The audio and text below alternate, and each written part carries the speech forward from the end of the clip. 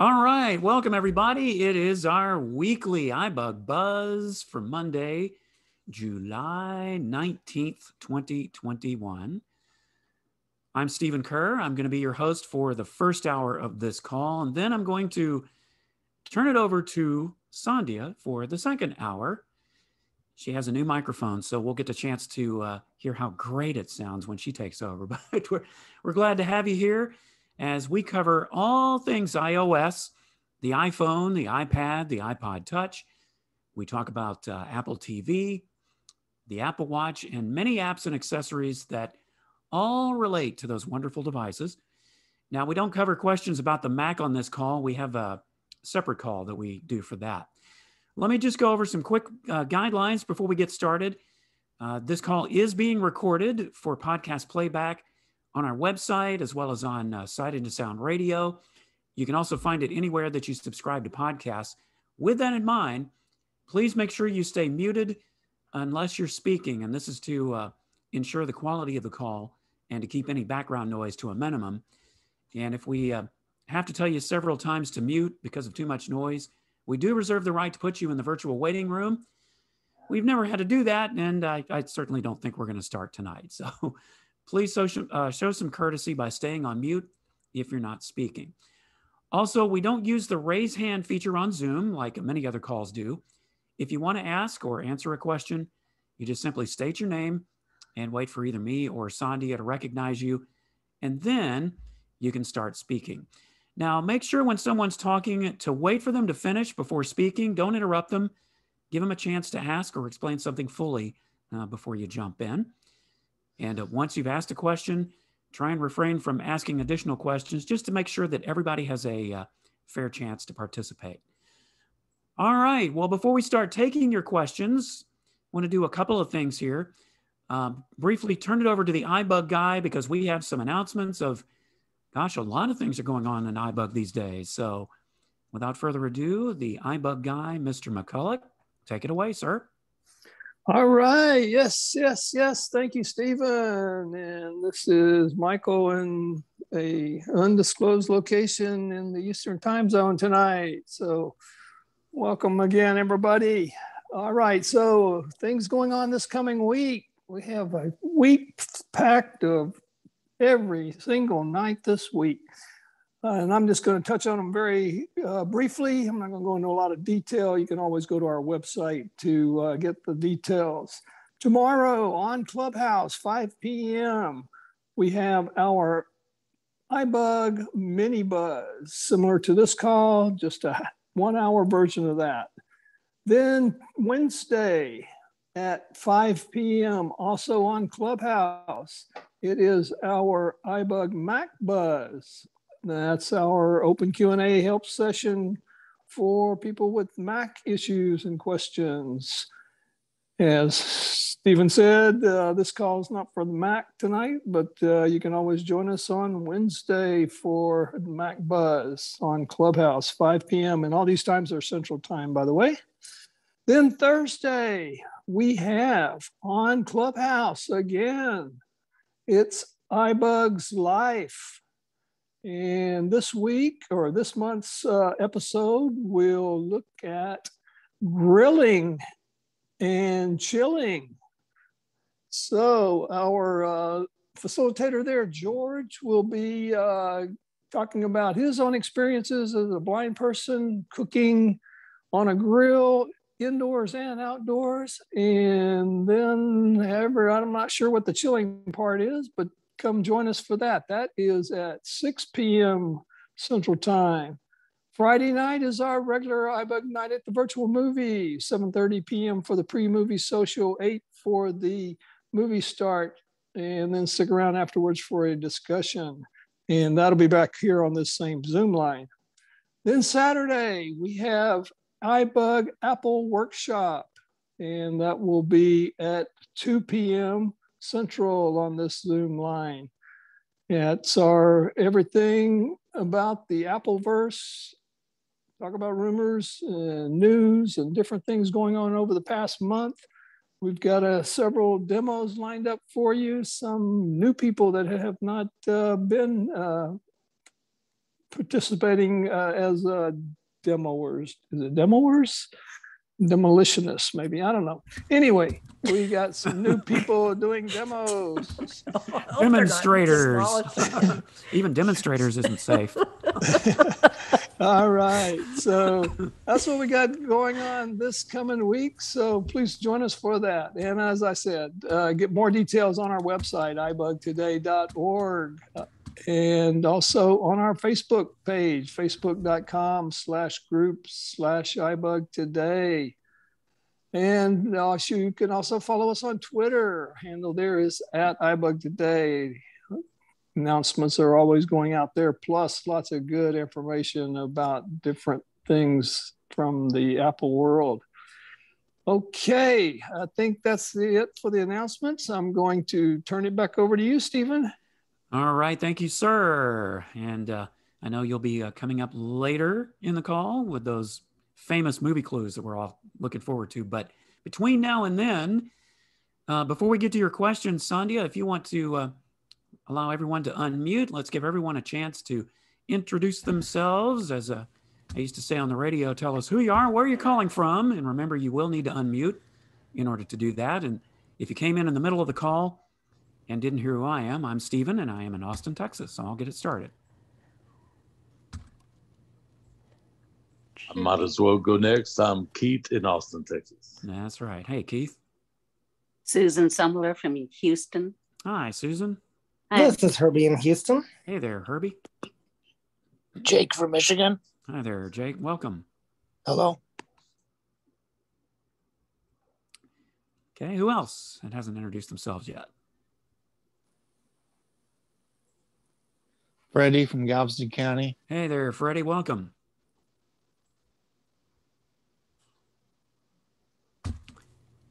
Okay. This is Sandhya from Houston. Sandhya. Suva from Houston. Hey, Suba. Welcome. Anyone Sri else? from Virginia. Hey, Sri. Welcome.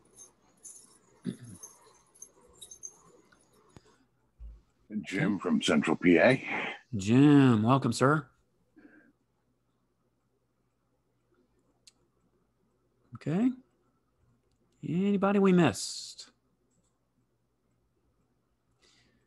All right. Well, if you didn't get a chance to introduce this time around, we will catch you at the halftime show. So now we get to the meat part of everything and opening it up for questions. Remember, there are no dumb questions, so don't be shy. Ask away. Who would like to be first? Hey, Susan. Wow, you're jumping right on it. Go right ahead. Yeah. Okay.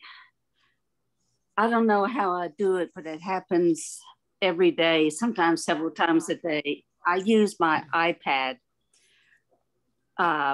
more than anything else. And I'll be double tapping on something, doing stuff. And way too often, some way, somehow, this help thing comes on and it talks, turn it off, and do, I don't know, blah, blah, blah. And I'm like, shut up. I don't care. Go away. And I can't get rid of it. I don't know how. I'll even turn my iPad on and turn it back on and help is still on. So my question is there something in settings somewhere I could go to turn that thing off permanently? Okay. So do you remember what you're doing specifically when that happens? I think it's the way I'm tapping, to be quite honest, because that's I could be, well, like I always try to keep three or four particular things in app switcher that I want to keep open. So I may double tap to what's the word? Activate it, like Audible, for an example.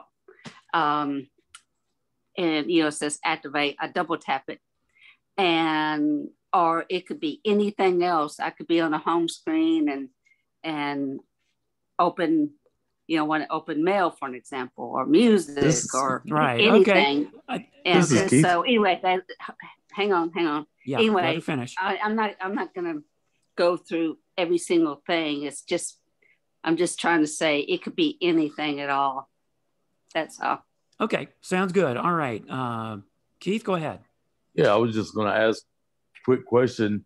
Does it say starting help when you hear? Yes. Yes. So what's happening is if a 4-finger double tap starts the helps, basically the practice area that's in voiceover. So somehow when you're tapping 4 fingers on the screen, or is registering 4 fingers on the screen and starting that help.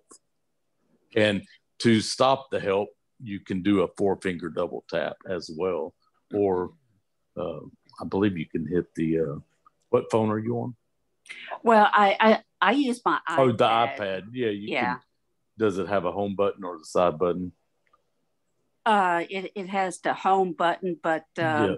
I think if you hit the home button, it should clear the help as well. But if not, you can do the 4-finger double tap to turn it off.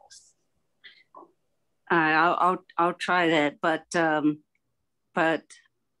I do know it turns on when I use the 2-finger double tap all the time. But you know, maybe I'm using 4 and not realizing it. But I'm this is pretty much positive that I'm using 2 fingers. But anyway, I wanted to turn it off. Is there a way to go into settings and go somewhere and just turn it off?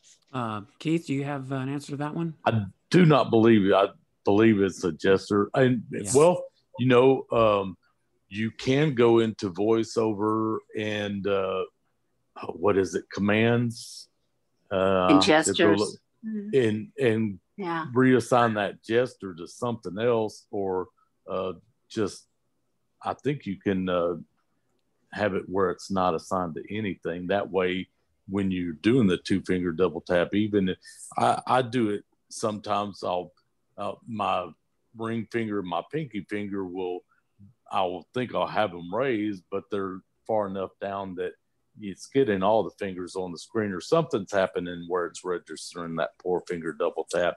But that's one thing you could do, is go in there and either reassign it or just take the function away from it. I believe you can assign it to nothing, but I'm not 100% sure. That's a good idea. That's good. And Susan, if it's any hold on one second. Susan, if it's any consolation to you, I do it myself quite frequently. I don't think that I'm using 4 fingers, but apparently I put myself in that mode too. So it's aggravating, isn't it? It is. So you're saying go to accessibility. I know where that is in settings, and go to, what was it? You said commands. It's probably commands to gestures, is it, or just commands?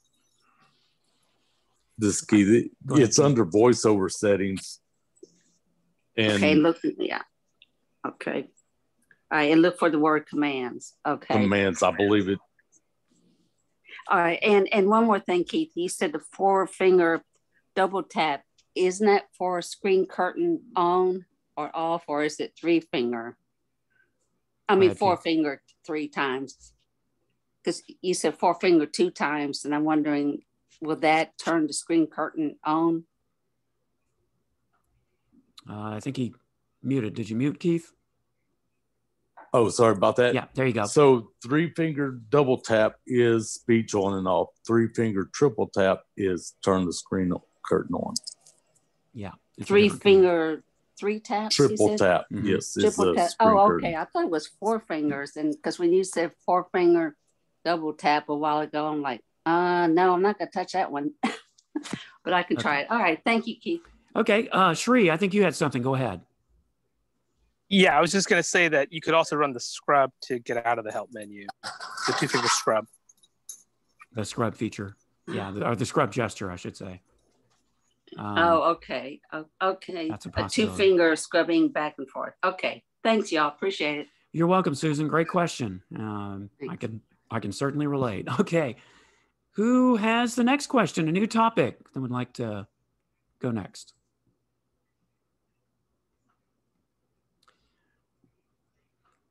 Any other, you need help with help or some other issue? I need help. Keith. Go Go ahead. ahead. Go ahead. Go ahead, Keith. Yes, I need a lot of help. But one thing that has been. Okay, we're getting some background noise here. Let Keith go first, and then we'll come back to the next person.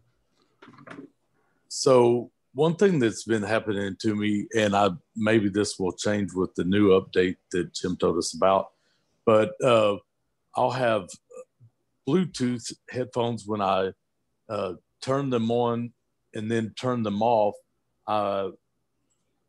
The voiceover stops, and I have to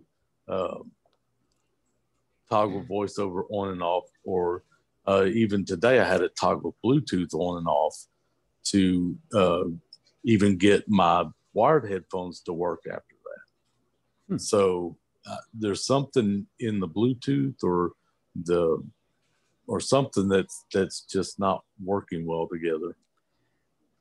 So this is when you're connecting Bluetooth is when it happens? So I always have Bluetooth on, and if I turn on my Bluetooth headphones and then turn them off, then voiceover turns off. This is Herbie. And then also when I have my Bluetooth headphones on, turn them off, and plug in my wired headphones do not work. So like today I had to go into Bluetooth, turn Bluetooth off, and then back on, and then my wired headphones worked. Okay. Herbie, go ahead, sir. So I have a slightly different problem to Keith's, but in some ways so what happens is, no, it doesn't do it if it's like the Beats headphones, but if it's like my Bose, when I turn them off, my voiceover decides to come through my earpiece for like a good 30 seconds to a minute. And it's something that I've noticed in the last couple of weeks. So I don't know if that's, if it's the same bug, just manifesting itself in a slightly different manner. I'm using an iPhone 12 Pro, but it's rather annoying because I have to kind of hold the phone up to my ear if I want to hear what voiceover is saying. It's like it's acting like it's connected to Bluetooth, even when it's not supposed to be anymore. So, I think there is something weird going on with Bluetooth. So that's been my experience.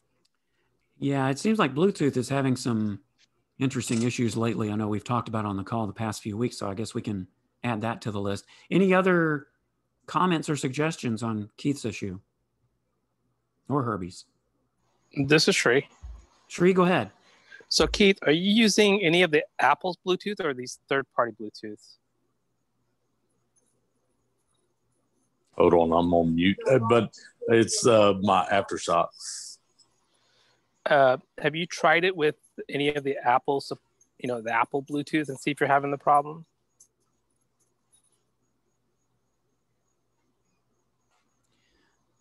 Yeah, I think he's. Sorry, I have background noise. Yeah, I was gonna say you had some. No, I basically just use. I do use Beats, but I haven't tried it with the Beats. But usually it's just the Aftershocks. Okay. All right. Any other comments or suggestions they can try?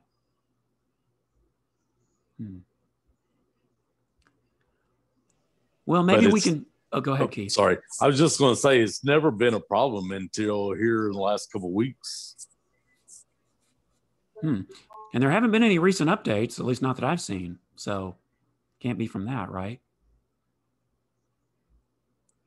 All right. Well, maybe we can do some more research on that and come back to that at a later point. But thanks, Keith. That's a good question. Hope we can figure out your problem. Yes, thank you. This is Shree. Go ahead, Shree. Is this a new question or same one? No, I was just going to say, you mentioned about no updates. Sometimes Apple does send some updates that doesn't fall under the iOS updates. So typically like the AirPod, those updates generally comes automatically. So there could be some type of updates that could have happened that we don't know. That is true. That's all I want to say. Yeah, that's a good point. All right. Who has a new question? A new topic? Rose. This is Rose. Hi, Rose. Go ahead. Yes. I lost my my voiceover and Siri. I was swiping left and right, 2 fingers, 3 fingers, and all the and double tap. I was doing all of this, and all of a sudden, I found the keyboard. The keyboard I consider how to write people's name, but I swapped left and right again, and the voiceover went, and I cannot hear nothing. Whatever I do, sweep left, swap left, right, all the 3 fingers, 4 fingers, anything. I cannot have voiceover or Siri back. So it just goes away, like it just went away, disappeared. It went away. Both of them went away. Okay. All right. Anybody have any suggestions on that? Let me ask a follow-up, Rose. When you swipe, do you still hear the little clicking sound that VoiceOver normally makes, even though you don't have speech? No, just clap, clap, clap, clap. There's no squeaking voice. It made the voice.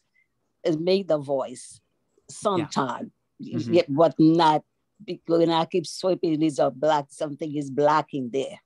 Okay, yeah, because you might, even if you turn speech off without turning VoiceOver off, if you swipe, sometimes you can still hear the little sound that it makes. You're not hearing that either?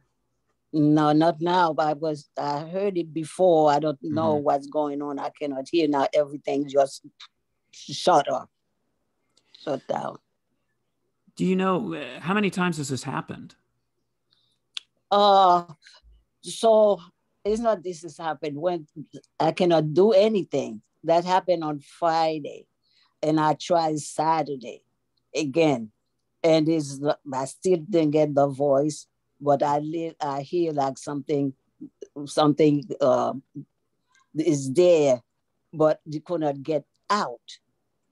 The voice can get out. Siri called Siri, do all a swap left and right, 3 fingers, 4 fingers, whatever. I do all of the method to do, and it's just shut up. It's shut up. All right. Well, we don't want it to shut up. All right. Everything shut up. Okay. Does anybody have any suggestions? Maybe things you could try to get it back? This is Suva. Suva, go ahead.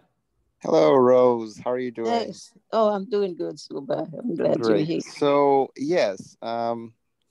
Initial thoughts, I was thinking your speech has been disabled with a triple finger double tap.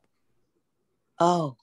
I believe, but it may not be the case because might be something else entirely new. And Friday, do you remember what was the gesture you were working on? Were you just exploring, or a particular app? I was exploring. Just exploring. Okay. Yes. Okay. If we can't figure this thing out, I might have to give you a call and try to sort this out on but let's hear other people's thought first. Okay. Great. Thanks, Suba. I appreciate that. And thank you. Yeah, that's why I was asking Rose if you did that you might have accidentally turned speech off by that 3-finger double tap. That's why I was asking that, just to try to eliminate the possibilities. Anybody else have a comment or a suggestion? Rose, this is Sri. Oh, go ahead, Sri. I was just a basic question I was gonna ask is, did you try asking Siri if VoiceOver was on? Yes, VoiceOver was on while I was doing all of that gestures. Okay, so if VoiceOver is on, here's a couple of things could have happened. You could have had your VoiceOver volume all the way down, that you couldn't hear anything. That would be the first troubleshooting I would say is obviously press your volume up all the way up. I don't know, hold it down for about 5 seconds so it's just as high as it can be. And then also make sure on your rotor, your VoiceOver volume is also up. I would try those 2 things. And if you're still hearing the that sound as you're flicking right, that would be my thought as why it wasn't working. Now, if you didn't hear the sound as you were flicking right, then I would have gone to make sure you've turned on your the haptics to be on. Those are my thoughts. Okay, very good. Thank you. Anybody else? Those are some good suggestions. Rose, just another quick question. What phone do you have? Which iPhone version do you have? I got Android. That's 8 Plus. 8 Plus, okay. Have you tried restarting your phone?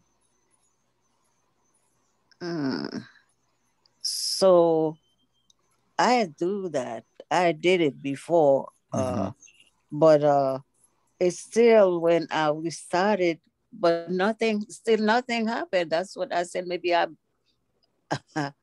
don't understand because I'm just a new learner. Right. That's what I was venturing around, to Sure. see what and I stop all the apps I have, and I try them to see what I get, and I don't know what I was doing exactly. What I was doing that. Open the apps. So that's what I find out. I can call somebody, write somebody's name, but I cannot see to write. I cannot. When I got to the board, to the clipboard, to the board, I cannot do. When I get there, I start typing. I don't know what I am typing. Right. Well, try some of those suggestions and see if they help. And I know Suba said he can get in touch with you and maybe help you further. But thanks for your question, Rose. That's a very good question. Yes, thank you so much. You're very welcome. Glad to have you with us tonight. All right. Who would like to go next with a new topic or new question as we move along here? This is Sri. Go ahead, Sri.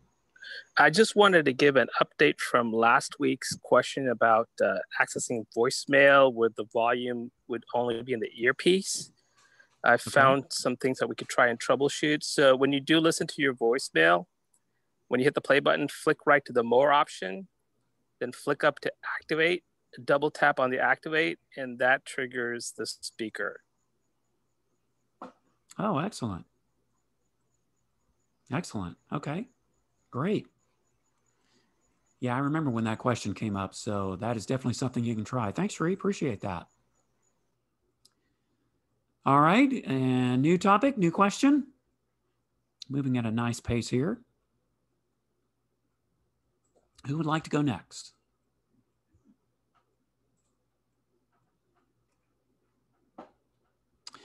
Well, I could pull a Sandhya because I have kind of a different type of question. So, but if anybody else would like to go first, that's perfectly fine.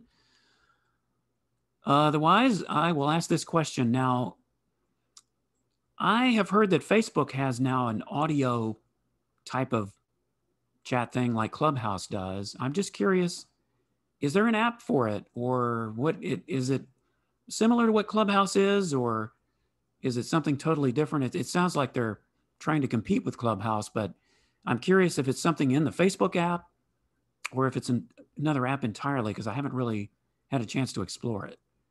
Does anybody know?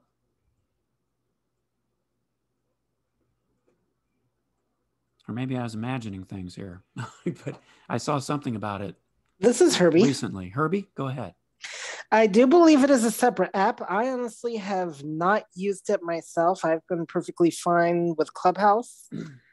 And but I do believe it is a separate app you have to download. I would imagine if I don't remember what it's called, but probably if you typed in Facebook into your app store search results, it would come up with, the app, because it would bring up like the suite of apps that are related to Facebook. So yeah, I want to say it's Facebook audio or something. Anyway, it is an audio type of chat. I do know that. Yes. So because everybody's trying to compete with the Clubhouse. So right. So I was just curious. I saw that and I thought, oh boy, I knew that was coming, but had not had a chance to play with it or anything. Just wondered if anybody had. I have not, but okay. Well, thank you, Herbie. That's valuable information as always. We appreciate that. Anybody else want to weigh in on that before we move along? All right. That was quick and easy. I guess I'll just have to go and find it and try it myself and see what happens. But I hardly have time to play on Clubhouse, much less try another one. Who would like to go next? A new question, a new topic.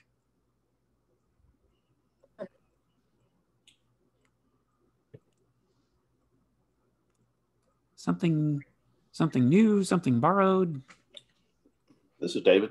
Hey, David, go ahead. Yeah. I was the other day, a couple weeks ago, I was using the voice memos. I was recording that demo that I did for the cafe. And I noticed that there wasn't like an easy way to just pause the recording with a gesture or, you could stop it. But I was wondering if there's a way to like pause without having to like locate the pause button, and then that gets recorded on your, you have voiceover on, it starts recording all your swipes, and you can interfere with what's being recorded. So, or maybe there's another app that does that. It has that feature where you can easily pause it without having to like locate a button or something like that. Yeah, that it seemed like we had that question come up fairly recently in voice memos when we were talking about it. But just to kind of refresh, does anybody have any comments about that? Pausing on a voice memo without stopping the recording. You want to pause so you can like catch your thoughts and then start it again. You don't have to. Right, where you left off, in other words. Yeah, kind of pause it and then. Yeah. This is Sandhya. Sandhya, go ahead. Oh, sorry. Yes, David, I'm trying to look it up right now. I know I did it too, and it's like you have to go to the thing called card overlay, but I know exactly what you're doing, but I have forgotten how to do it, so I'll try to, before the end of the call, I'll try to find it. But we did discuss it in a couple of weeks ago, so I'll try to. You can two-finger double tap, and that like stops it. And that's an easy. Yeah. Right. Yeah, you don't want to stop it. You want to like continue. So. But I don't know if there's a voiceover gesture where you could do it without having to find that button and everything, and then it records all the extra. Right. About. This is Herbie. Go ahead, Herbie. Okay. Sorry, I wasn't sure if I got heard the first time or not. If you go to the card overlay, there's a pause button there. And you can pause and then hit continue. To be fair, voice memos is not my favorite app, honestly. But just press record, I think actually lets you double tap to pause if you're willing to pay a couple bucks. But yeah, you go to the card controller and you go to the pause button. That should let you pause your recording, and then there's, it's called record or continue once you pause it, but hopefully that helps. Well, but here's my question, and I think David kind of alluded to it, is if you're recording something, you don't want to go tapping around on the screen to either find the pause button, or if you have to go into the card overlay to do that and then find the pause button. Go ahead, Herbie. So 2 solutions to that. Wear headphones, because that'll give you, depending on what you're trying to record, if you're trying to record your voice, that'll be better anyway, because the mic will pick you up directly. The microphone on the iPhone is better for like background recording. B, the other thing you could do is memorize where the buttons are, because like card overlay is the last button on the screen, for instance. So you can mute your speech and double tap and the card button, and then just again know where the pause button is. Though what you really could also do is use an audio editor afterwards to take out some of that extra stuff. But again, like I said, voice memos, unfortunately, maybe not the best app if you're wanting to really truly be professional and you don't have access to audio editing. Like I said, I think there are some better apps. But headphones would be your best solution ultimately, like just the standard Apple EarPods would be perfect. Yeah, that's a good point. I mean, I I guess with the headphones, it won't record the voiceover. It won't record. Oh, this is Herbie. I'm sorry. Go ahead. Okay, didn't mean to interrupt there. It'll record, not only will it not record your voiceover, it won't record just your tapping on the phone in general. Mm-hmm. And if you get really good, if you get to the point where you can talk while you're finding your button, so it's not even obvious that you're looking for a pause, but that'll help too. But yeah, headphones will really serve that purpose. So okay, that is what I recommend. This is Sri. Sandhya, did I hear you first? And then Sri? Yeah, just real quick. I did try to find it. So, David, once you go into you start the recording, and then you automatically see stop and so forth, and we don't want stop. You go swipe to your left. Oh my goodness, it's thundering. I can't control my background noise. But so you swipe to the left and you see that card overlay that we were talking about. It says that it's dimmed, but double tap it nevertheless. And then that you can kind of see like something happens on the screen. And so then you'll see the pause button and done button. So then I think kind of what I did when I was doing my recording, I got it to that point, and then you can try to quickly get it there, and then you can find your pause button and then go forward. So I hope that helps. Okay, Sri, go ahead. Yeah, so I was like Sandhya, last time I did this, it was a good lesson learned for me on using voice memo.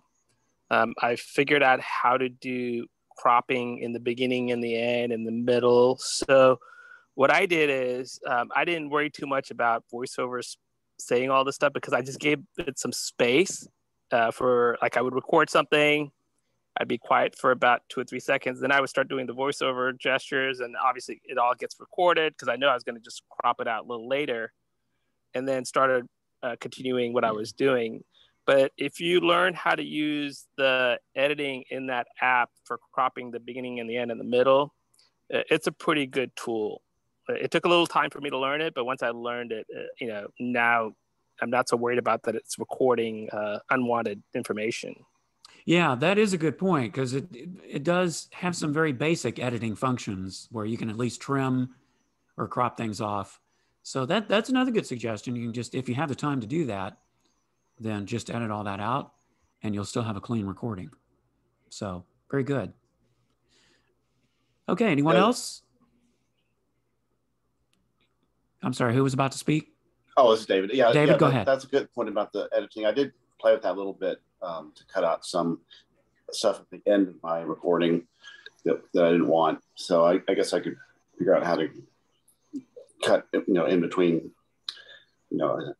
further in the recording. It's easy to do, like beginning and end is pretty simple, but when you want to go like in the middle and cut some out, I guess it's more complex. But thanks for the suggestions. You bet. Thank you, David. You would think that they could at least put a pause button and a stop button there, but I guess that's too simple. Sri, go ahead. Yeah, I was just going to say, like, I learned that you could actually go, you can have it so that you can edit it going by second, or even get close to like milliseconds where you can actually select what you want to delete. So, once you get the hang of it, the editing tool is pretty powerful. So, okay, that's it. All right. Very good. Well, David, I hope that it at least helps some. There's no easy solution to this until they do what I just suggested, but hopefully that will help you out. Thanks so much for your question. Who would like to ask the next question? Start a new topic, a new line of discussion.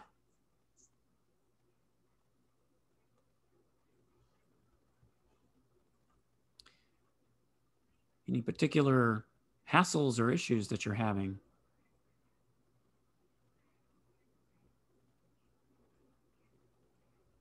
It brings me to something that since we were just talking about that. There's basic audio software that you can use on the computer, things like Goldwave or Audacity. I'm curious if I've never tried to use apps for any of those.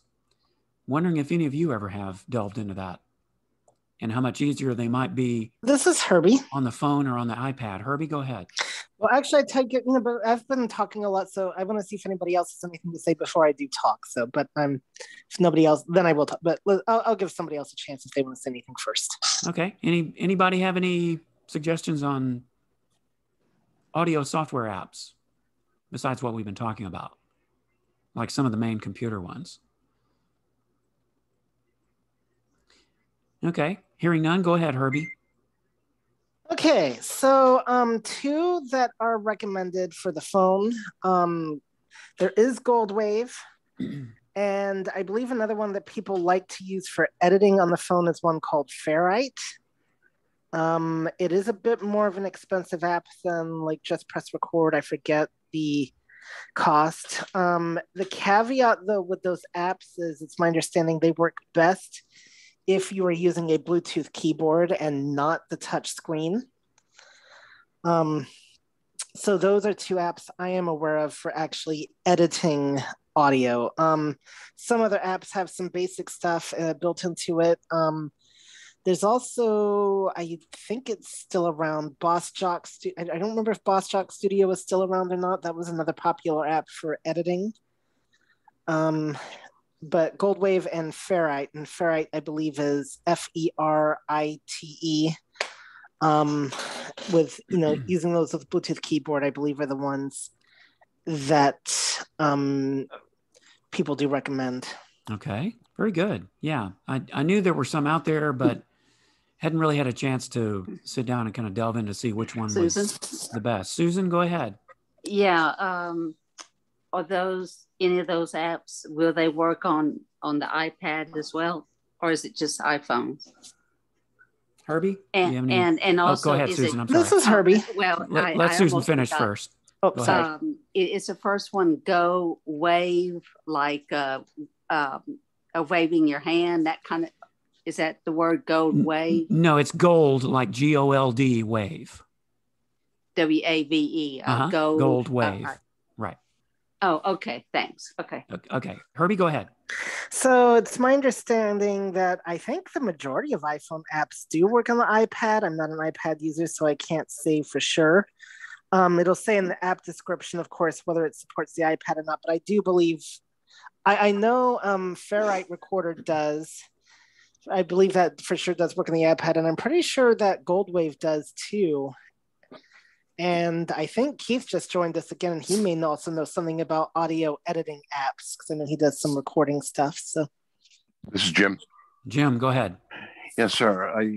If you go through Jonathan Mosen's podcasts, I think he did a couple of them on apps that you could record with, and actually I think there was some that would allow you to interview somebody if you had a setup with two microphones and a mixer. I think there were Backpack Studio comes to mind right off the top of my head, but I would look there to see what people are using. Okay, and I believe that's Mosen at Large. Is that the one you're talking about? Podcast? Yes. Okay, Herbie? Yeah, so what you're referring to there, Jim, with Backpack Studio is they're eventually coming out with an app called the Backpack Live, which will allow you to basically bring another iPhone user into Backpack Studio without even, needing any fancy setup or whatever. And so you can bring them onto like any podcast or live stream that you're doing. And yeah, there are definitely a lot of good recording apps, and I'm focusing on the audio editing apps, and I think both Ferrite and Goldwave are really good for those. But yeah, Jonathan Mosen does talk about some of these different recording apps too. I don't remember if he's talked specifically about audio editing. But if you do check out Mosen at Large, you will find a bunch of stuff in there, and it might, because I can't keep track of everything that he's done. So yeah, right. Okay, very good. Well, those are some great suggestions. I appreciate that. Any others before we move along to the next topic? Hearing none, then let's move forward. Any new topics or discussion? New question? This is Michael.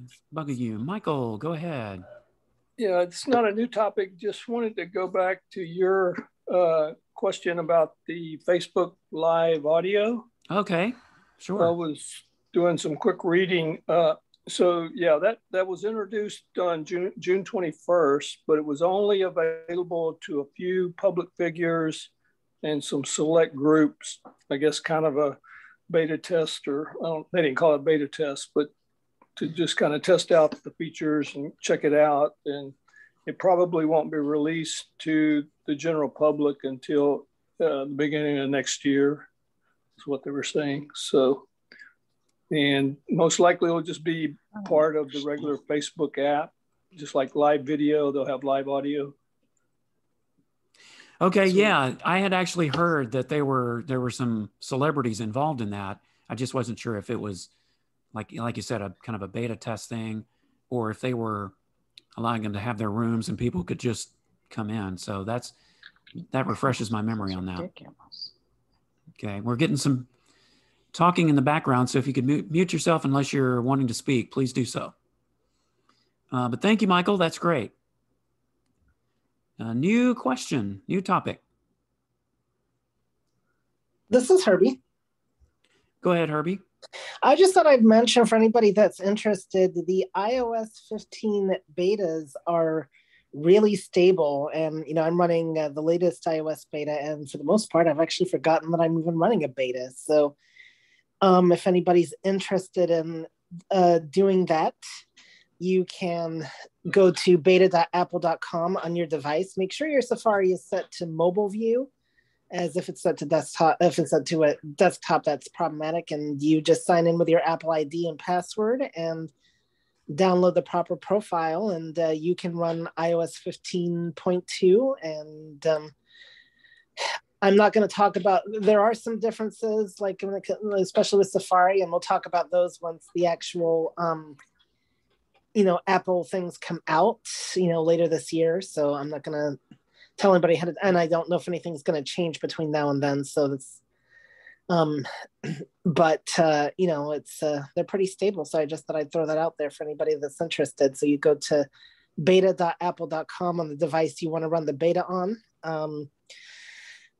There's a lot of debate on whether you should run the beta on your primary device or secondary device. I personally do run it on my primary device because that gives me the full hands-on experience with the changes and updates. But if you're concerned that an app might crash, then you would want to maybe run it on the secondary device. But I thought I would throw that out. Oh, that's excellent. Thanks, Herbie. I know you have a lot of insight into that. And I guess we're still, a couple of months away before they're probably going to release it to everybody else? Yeah. Usually probably in September. Late September or October, something like that. Right. Okay. So that's a good thing to keep in mind if you're wanting to play around and, maybe jump ahead a little bit and see what is coming up in 15. Then do that. Sandhya. Yeah, I tried to look, and we've had this question before. So I was trying to check on the cost of the Ferrite app, and it is available for the iPhone and the iPad, so that is true. But since I'd already purchased it, I can't find the price. So I'm looking online. But anyway, if anybody, I know we've had that problem before, but anyway. This is Herbie. Go ahead, Herbie. If I remember correctly, Ferrite has a lot of in-app purchases. I think there's the basic app, and then I think you have to pay more for, I think there's additional in-app purchases if memory serves correct. And I don't remember, like you, I don't remember the original price, but I do think there's an additional in-app purchase for the full set of features. Okay. Very good. Thank you, Sandhya, for doing that. Maybe I can track that a little bit later. Once you take over the call, I'll take a look because I don't have it. So, all right. Moving right along. This is Jody. Jody, welcome. Hi, Go everybody. ahead. Sorry I'm late. I was at a board meeting tonight. I was wondering, what model phone can you put 15 on? Would it go on an old SE, or is that too old? Okay. Well, Herbie, if you, unless somebody else knows that, Herbie, feel free to jump in and answer that question. Sorry, I got a lot of thunder clapping in my ears. What was that question again?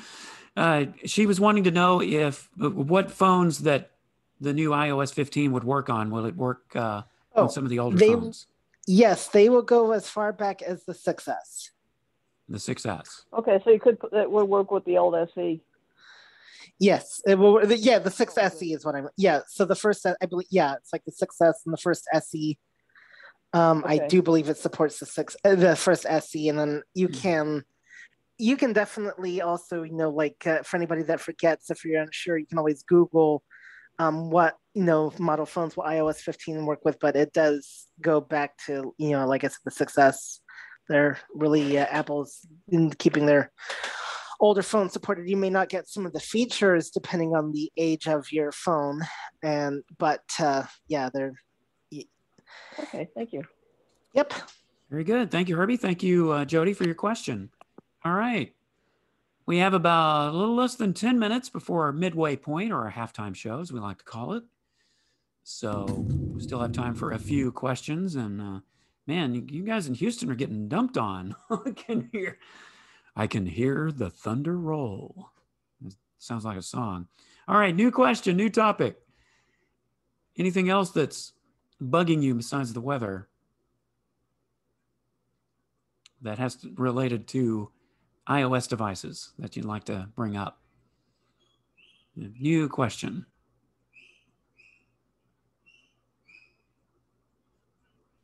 Or any insights about some of the upcoming features? Susan, go ahead. Yeah, you just gave me an idea for a question. Because of the thundering we're getting over here, I know with the old landline phones, everyone knows that it's dangerous using a landline phone when it's thundering and lightning because, it's dangerous.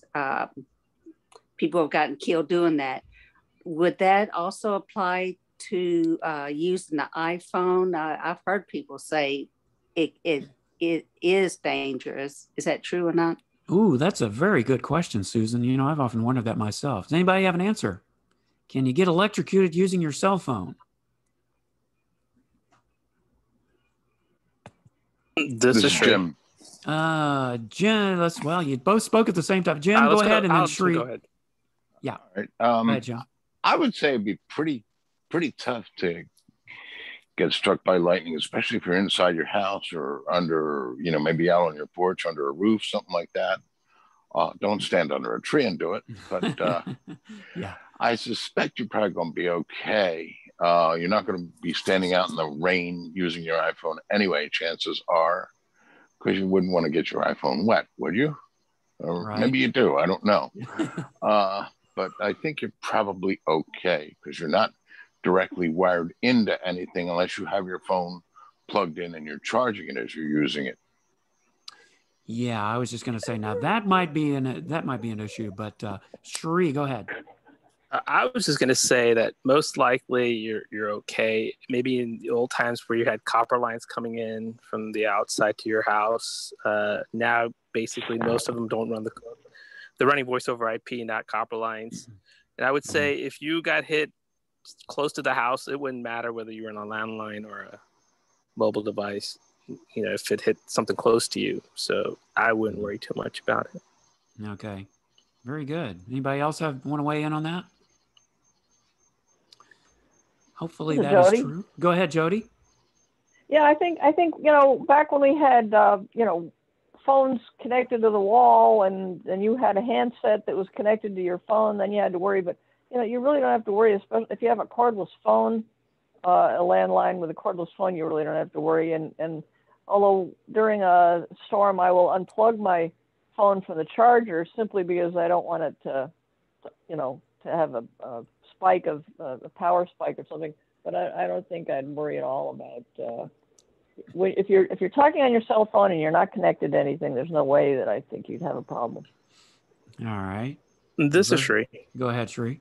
I did think about something. It's probably good to have a good surge protector while you're plugging these things instead of straight to the wall outlet. So that way you do get some protection when there's a current influx that these surge protectors can absorb. So I would say at least, don't plug it directly to a wall, but plug it to a surge protector. Very good advice. Indeed. All right. Well, we have about 5 minutes before the halftime show, and I think we have time for one, maybe two questions if they're quick. So who would like to ask the next question or bring up the next topic?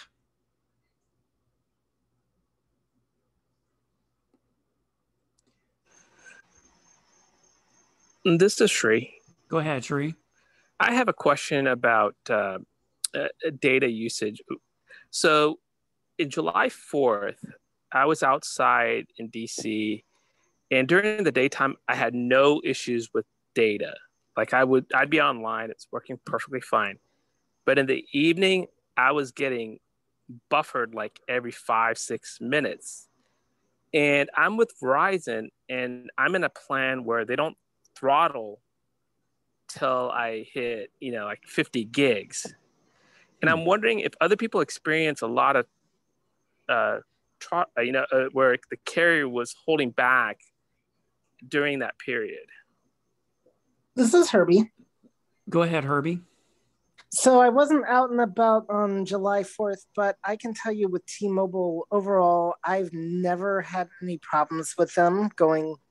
I've been with them since 2016. I also never had any problems like that with AT&T beforehand. I've had some, usually my problems have been spotty coverage in some areas, but I've heard that I think Verizon uses a different internet way of delivering data than T-Mobile and AT&T do, which I think so affects things a little differently. But July 4th, you've got everybody filming the fireworks and streaming it to Facebook and other social media, and so obviously the shared bandwidth was being used, but I can say that I've never had that problem with T-Mobile or AT&T. Yeah, I was kind of wondering if it's more along the lines of just high traffic on the network. But Sri, did you say it's during the peak time of the 4th, like afternoon, evening? Yeah, but when I spoke with Verizon, they said that I shouldn't have gotten throttled. I should have, because there was enough. So I was kind of actually debating whether they were actually, they've assigned me to the right plan or not, because it made me question what I'm paying for is what I'm getting. Were you able to check your data to see if it had upped significantly in those few hours? Well, when I checked with Verizon, they said I used 6 gigs of data so far. Huh. Interesting. So I just thought they might be charging me for something that I don't necessarily get. That's why I was asking. Yeah, well, that wouldn't be the first time, would it? You didn't hear that. Anybody else have a suggestion or maybe a comment about that? This is Herbie. Go ahead, Herbie. I just thought of three. What phone do you have? I have a 12 Pro Max. So were you using 5G? It was on 5G when I looked at the bandwidth. Like I said, in the morning, right, I was on it without any interruption. Because the only other thing I can think of is playing with the settings, like switching to LTE, even though it's slower, and seeing if that makes a difference or not, or seeing if your plan, does it cover unlimited, 5G, or does that apply to LTE? These different companies have these different plans, but otherwise, like I said, maybe try switching providers as well, to T-Mobile or AT&T, to see if you get a better deal with them. But yeah. Interesting. All right. Well, I believe we have reached the midway point, which means it's time for me to turn the reins over to Sandhya, who hopefully will not get struck by lightning or lose power or anything like that. It's like beating against the windows. It's kind of scary. I don't know. Okay, well, thank you, Stephen. Thank you so much. Very good. Covered a lot there, and we are at the midpoint of our call. And we'll just quickly give a chance to anybody who joined in that didn't get to say hello the first time around. Please say your name and where you're from. We'd love to say hello. This is Kathy from Tulsa. Hey there, welcome to you. Nikki from San Francisco. Hey, Nikki, welcome. Thank you. This is Carol from New Hampshire. Hey, Carol and Jody, welcome to you both. Linda in Honduras. Linda, welcome. This is Dee from Grouchland. Hey, Dee, welcome. Glad to have you. Cheerful, cheerful. Okay, all right. Who else? Problem. Okay, we will get to that. Who else do we have? Anybody Is want that to say? Southern Grouchlands? Yeah, Southern Grouchland, Grouchland. yes. All right. Anybody else want to say hello? Say who you are, where you're from. Didn't get to say hi the first time. We'd love to say hi. Okay. Did Michael say he's on the East Coast? Yeah, he's delusional again, you know. All right. Anybody else? No, I didn't say that. You didn't hear me say that. Okay, all right. Yeah, you didn't hear anything. Okay, so welcome. So we are going to quickly roll over some. We got a busy week. Something going on every day this week. So real quick, tomorrow Clubhouse 5 to 6. We'll be doing iBUG Mini Buzz, same thing we're doing now, but on Clubhouse. Wednesday we have Android Insight from 7 to 8:30. Check it out. All things Android. And you can get questions about the A-Lady. We can legitimately talk about her on that call, all right? If you have Google devices, that's where you come. Please come on Wednesday night. And then we also have our Mac Buzz this week, I think. Yes. I think so. Yes. Okay. From 5 to 7, and that'll be hosted by Herbie, and that'll be on Clubhouse. So thank you very much. So that'll be a fun call. If you have questions related to your Mac, you want to be there. And then on Thursday, we have It's iBUG's Life. We're going to be talking about grilling and chilling. Okay. Perfect for the summertime. George will be talking about how to grill as a blind person. I'm really looking forward to that. I can barely turn on my microwave, so hopefully I'm going to learn something. I know I will. So, and then let's see, Saturday we have our iBUG Apple workshop. We are really excited about that because we have some new presenters. That'll be from 2 to 4, talking about all the latest Apple news and some cool demos by some cool new people that are presenters for the first time. So come and cheer them on and encourage them as they join our iBUG family. And then, on Friday night, we have iBUG night at the virtual movies. And with our wonderful, I don't know how to describe them anymore, mysterious, meaningless, I don't know. They're just enigmatic. I've used all the words I can think of, indecipherable, inscrutable. It goes on, but it doesn't help understand what he's saying. But anyway, with those wonderful clues, we have, is the wonderful, lovely iBUG guy here? What? What is my... Hello, where are you? Hold it. Come in. All right, here we go. I'm here. Sorry. All right. Sounded like you were on helium, Michael. I don't know. I thought you got carried away with the storm. I was kind of hoping, but okay. Did I hear that right? It's iBUG's Life. We're going to be grilling some blind people? No! Oh. You said grilling for the blind. No, grilling the blind. We can stick to your job, please. Oh, grilling the blind. Oh, that was bad. That was really bad, Michael.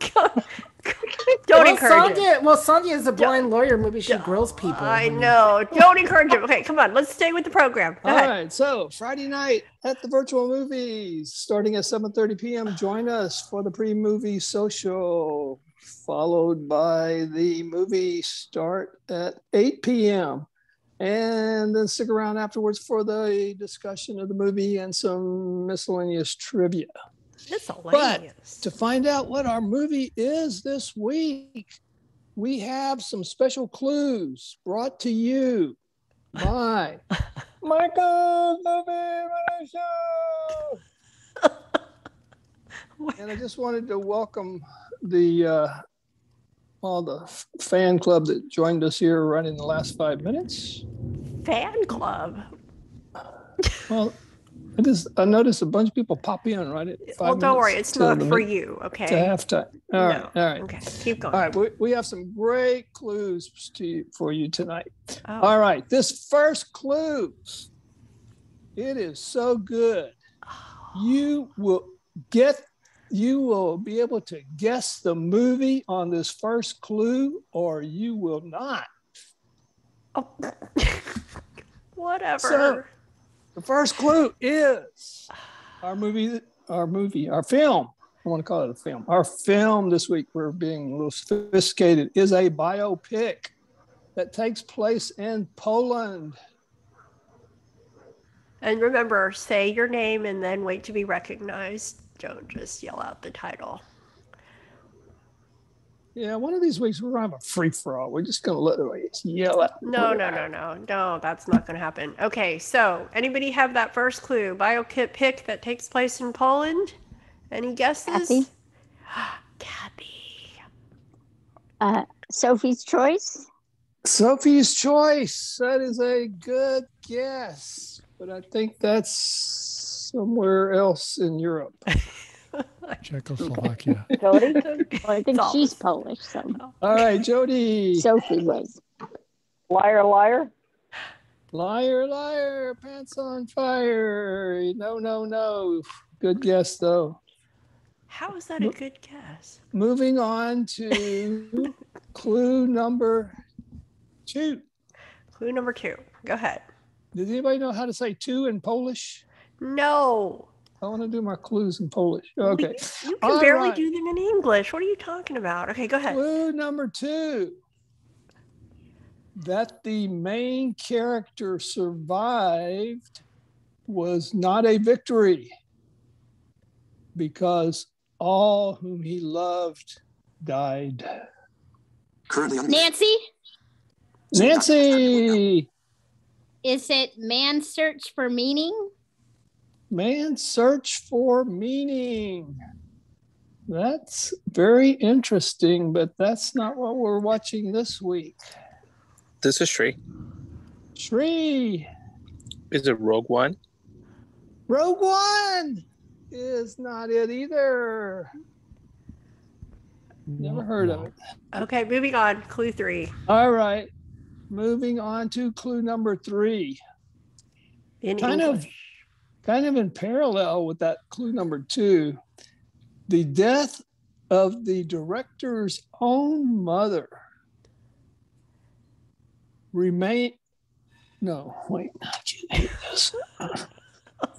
Sorry for the confusion there. The death of the director's own mother remains so hurtful that he has said that his own death will bring closure. Only his own death will bring closure. Currently unmuted. Nancy?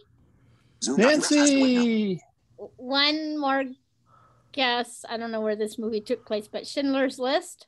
Schindler's List. That's a good guess. But we've already watched that one.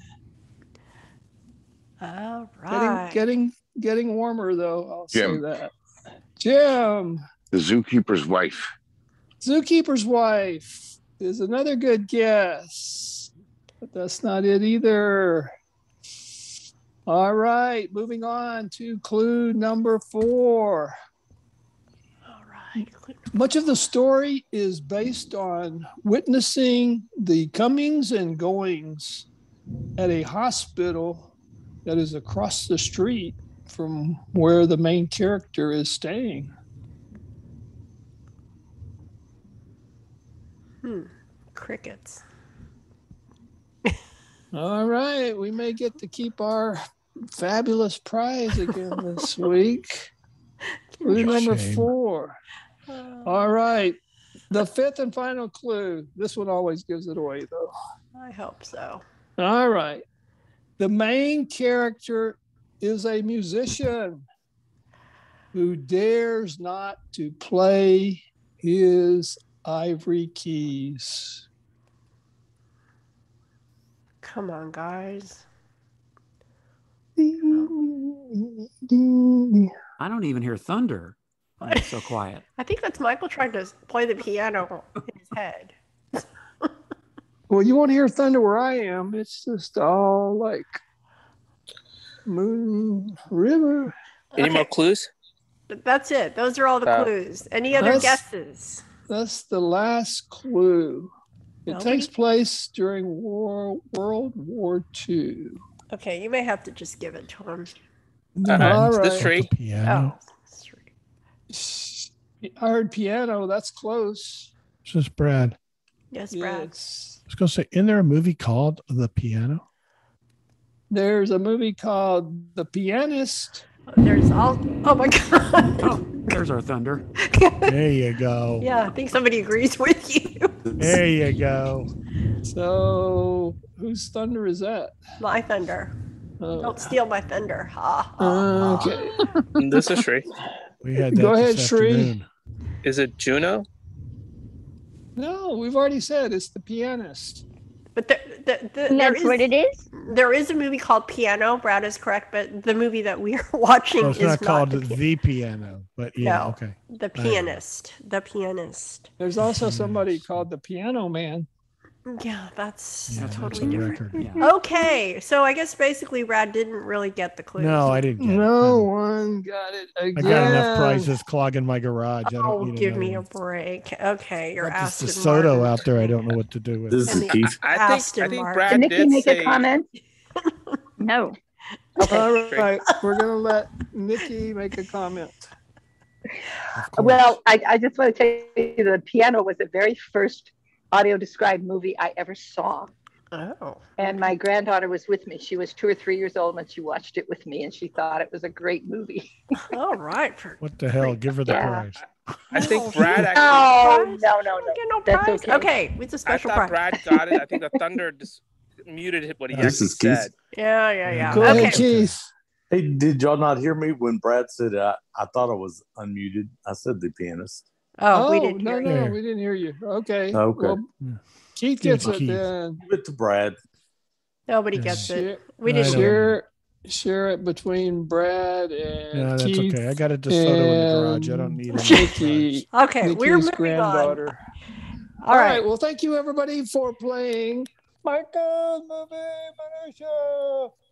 All right, so that will be The Pianist, starring Adrian Brody. It's an Oscar winner, triple Oscar winner. So it's going to be a very, as you can tell from the clues, a little bit of a sad movie, but it is a really good movie. So we hope you'll join us this Friday at 8 p.m. Okay, social time at 7:30.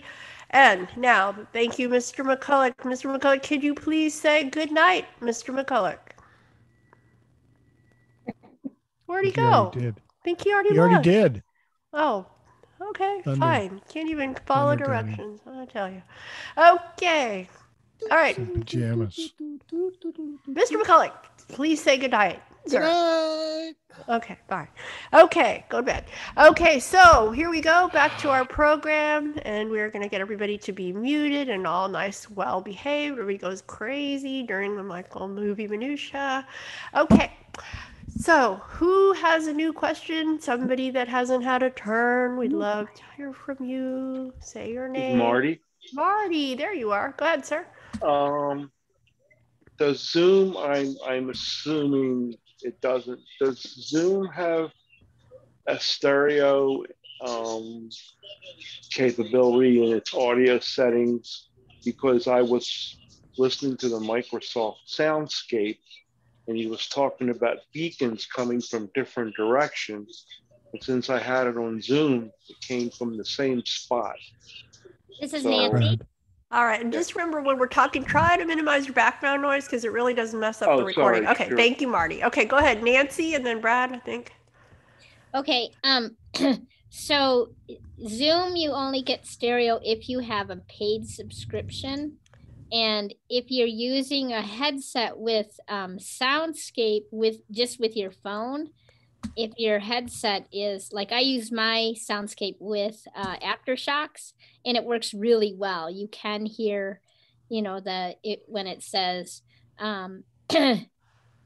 Jackson Street goes to the left, or Moonlight goes to the left, Jackson goes straight ahead, and Moonlight goes to the right. Yeah, no, And Nancy, this was a Zoom presentation from ACB. I wasn't using Soundscape specifically, but I just wondered, and they were doing a video, and I just wondered if Zoom had, well, I'm not using my own account. I'm just signing into like a webinar.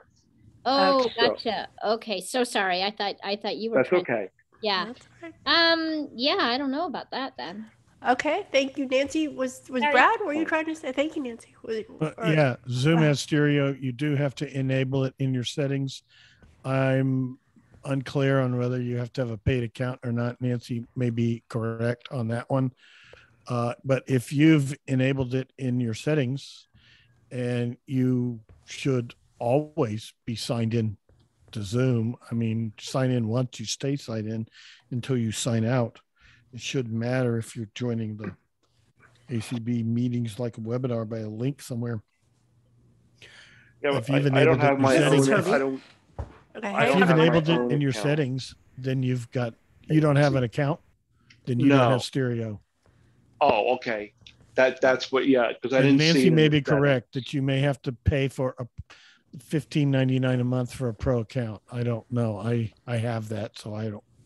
Oh, okay. And I don't recall, but I know that mine has stereo. All right. Hang on, Jake. I think we had Herbie and then Jake. Okay, so I want to clarify a couple things regarding Zoom with stereo. First of all, it does not matter whether you have a free or a paid account. That's what I thought. But you cannot get stereo on iOS. I don't know about iPad, but I do know for sure with iPhone, you cannot get stereo at all. And I can tell you I was listening on my Mac, which can get stereo, and that the demonstration was not in stereo. And that goes into a lot of complicated factors with Zoom because you can't get it in stereo on a PC or Mac, but that depends on the end user. Are they actually themselves broadcasting in stereo? And if somebody calls in, that can change the stereo to mono for everybody regardless. So it's really rather complicated, but the short and the long of it is on iOS, you do not even have a stereo option. So. All right, thank you, Herbie. Hang on, Brad. Jake, you had a comment, sir? Yeah, I have a comment. Well, I was listening to a demonstration one time about that, and they said like for events you would get it and stuff like that, but I did wonder about iOS. Herbie answered the question about that. So. Okay, great. Thank you, Jake. Okay, Brad? I'm going to go back and look, but I was in the settings for iOS a day or so ago helping a friend with something, and I saw the option to enable stereo in the iOS app. Okay, well, check it out. Thank you. We'll follow up with that and let y'all know. All right, thank you, Brad. Okay, anybody else follow up for Marty? Or we will be, good question, Marty, and we will be moving along to our next question. This is Nikki. Yes, ma'am, go ahead. Can I ask a Clubhouse question? Okay, sure, go ahead. Okay, a friend of mine who's using VoiceOver is having a lot of difficulty, and I was going to try to get him to one of your programs, but it won't do any good to get to Clubhouse because he has to go through all kinds of shenanigans. So when are you going to be doing Clubhouse on the Zoom, on your Zoom next? After Friday, because we're all in the ACB convention right now. Okay, hold on. Okay, this is Jim. Yeah, go ahead, Jim. Yes, if your friend wants to get some assistance with Clubhouse, Thomas Donville just did a thing, and it's now on AppleBiz, and it's all about, basically it goes into how Clubhouse works, and it's just the basics of how you do certain things, how you set things up. And if your friend has issues, I would recommend that you do have him, point him in that direction. And how do I do that? What is there an email address, a website, or what? So the applebiz.com. Oh, applebiz.com. Okay, great. Yeah, Biz. Thank you very much. Perfect. Thank you, Nancy. Jim. Yes, go ahead, Nancy. I was just going to say, if he's searching for that, if he says search AppleViz for Clubhouse tutorial, it will generally bring it up in AppleViz. It's really good. Great. Thank This you, is Sri. guys. Go ahead, Sri. Thank you. I was going to say, we also did a cafe on Clubhouse if they want to check it out. Definitely. Right, but but he has to be able to get into it, and he's having difficulty because it asks him all kinds of questions. It never asks. This is Sri. Hang on. Yeah, go ahead, Sri. No, I'm just saying he could watch our presentation so he could kind of understand the back end of how things are working before he goes into Clubhouse, because we just did a presentation on how to set up an account, how to access it, how to move around all the tabs. So Right. at least he would get an understanding of the foundation of how Clubhouse works. Right. Okay, and you did that on the Apple Biz, or did you just do that at 5:30? Hang on. Remember to say your name. Okay, so I'm Nikki, sorry. this is going to be that presentation. Like all of our recordings are available on our website under the podcast tab, and then go to past podcasts. After you go to podcast tab at the top, and then at the very bottom, it's past podcasts, and then you can search for the iBUG Cafe, and I believe that was from the February, yeah, pretty sure it was from February. All right, Thank you so very hopefully that will help you. Okay, good job, good question. All right, who is next with the new question? Somebody new that hasn't had a turn? Love to hear from somebody new. Don't be shy. Or This is Brad. Brad, go ahead. I want to correct. I believe I was wrong. I've been looking through the Zoom app, and I believe it was original audio. I mistook for stereo. So okay, thank you. Just to clarify, I was wrong. It's happened once or twice before. I know. Ever so. Actually, I wasn't wrong. I was mistaken. You misremembered. Okay, thank you, Yes, Brad. Okay, thank you. I Brad. should have known. Never question Herbie. He's probably No, more on we're top all of it open than to I question. We're all open to question, even Herbie. So thank you for that. No way. Okay, we appreciate everybody's suggestions here. So who wants to go next? Somebody new that hasn't had a turn.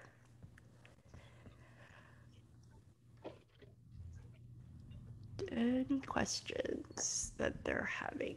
Problems? This is Kathy. Kathy, go ahead, please. I'm not new, but I haven't asked a question yet. Yeah, it's all good. Go ahead. Another Clubhouse question? Sure, go ahead. So I used to get, the first couple of weeks I was on Clubhouse, I got notices and everything was nice. But now, like Sunday, I was doing something else. I think I was reading a book in Bard, and I got a little announcement that said something about a writing thing with talking about your favorite authors. And I thought, oh, that would be good. But I was reading at the time, so I didn't do anything. A couple of minutes later, I went to check the message, and it wasn't up on the top of the screen. Like sometimes it seems like they stay up there and you can get rid of them, but it wasn't there. So I went to Clubhouse, and it's like there was a million listings in the hallway. I mean, there wasn't anything that said something about favorite authors. And I went and looked in my bulletins, and I looked in the activities, and I couldn't find it anywhere. And for some reason, it just feels like I have a lot more stuff that comes in the hallway that I'm really interested in. It seems like everything gets listed there. And I'm wondering if somehow I don't know if I'm using the right words, but if my filters are set up, or never mind. This is Jody. No, that's a great question. Thank you, Kathy. Go ahead, Jody. Well, one thing I've noticed, Kathy, lately is I'm getting a lot of notifications for things that are scheduled to happen in the future. You know, it used to be you would just get notifications for things that were actively going on in the hallway. But now it seems like whenever somebody schedules something, you'll get an announcement, oh, it's been scheduled for tomorrow night at 5 o'clock or something like that. And so you have to pay attention, because a lot of times it's not actively going on in the hallway. Oh, great point. Thank you, Jody. Brad. Brad. Well, for Kathy, I believe she said she was in another app, maybe Bard or whatever, listening to a book, and you got a notification. That makes me think it was an iOS notification, in which case you might check your notification center and see if, you got a Clubhouse notification through your notifications, in which case it might, you might check your notification center for past notifications. Oh, good. Okay. Very good. Okay, well, Kathy, I hope that helps. Okay, good question. All right, who has our next question? This is Nancy. Go ahead. Oh, and just okay. Go ahead. Yes. Okay, I got into the ACB conference this morning on Zoom. I got the email with the Zoom links in it. I got in just fine. It was very cool. It even happened on my new phone, which I haven't been able to get into Zoom. So it's just like, wow, how did that happen? And then I was somewhere else trying to use just my data instead of the Wi-Fi connection. And when I tried to sign it, then it wanted, in the morning, it put my name and email address. It was just in there already. And then I hit the continue button and I got in. It was cool. And then when I tried it later in the day, it asked me to sign in with my email and password. No, email and no, name and email. And then when I went to the continue button, it was dimmed. Does anybody know why that would have happened? This is Marty. Go ahead, Marty. When that happened to you later in the day, were you in an exhibitor Zoom? Because nope, I was trying to get. Okay, I was trying to get into a workshop. Yeah, some of the exhibitors, for some reason, want you to sign in, and they offer you, like, you can sign in with your Apple ID or something. Some of them do not. Some of them just let you in, like the meeting, like you go into meetings. This is Herbie. Okay, we're gonna keep it to. Is this a Zoom question? We're not gonna really get into this whole ACB thing. Okay, so go ahead quickly, Herbie, and then we're gonna go to our iBUG bites at 9. Okay, so I'm just gonna keep it really quick. So, Nancy, the thing you signed into this morning, and like it's like set up like the iBUG Zoom. It's a regular Zoom account, but what the ACB convention uses a lot is the webinar format, and that works a little differently. So that's why you have to sign in a second time to it when it's a webinar. So this is Brad. Okay, Brad. More directly to Kathy's question, she put in her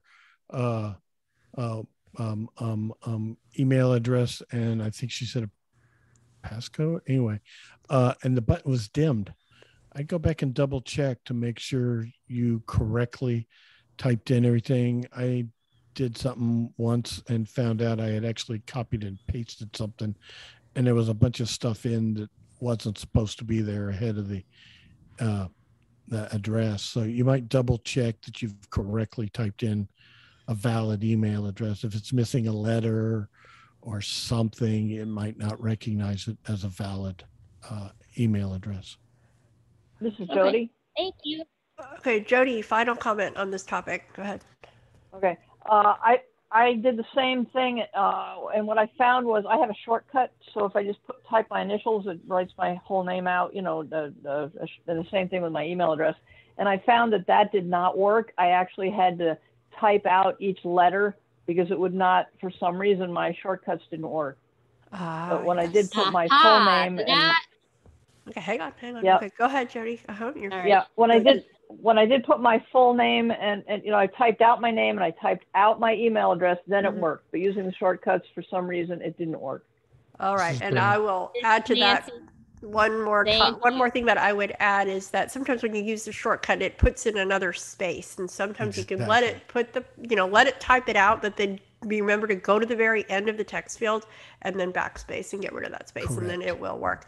Okay, Brad, you were gonna say something? That's it. That's what I was gonna say. Same thing, but all right, perfect. Okay, so with that, you're welcome. All right, thank you. Good question.